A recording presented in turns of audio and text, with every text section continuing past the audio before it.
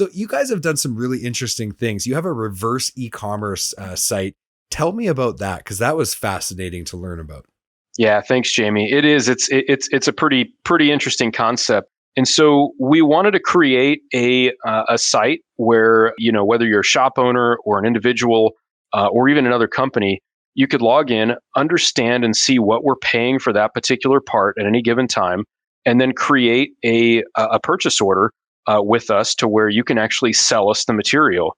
So the reason we call it reverse e-commerce is it's the opposite of buying something. Normally, if you were to log on to an Amazon or a Target or somewhere and try to buy something, you have a shopping cart that you would put that item in and then you would check out. Well, we have the same thing, except instead of putting the item in to a shopping cart to check out and pay for it, you're actually going to put it in and you're going to sell it to us.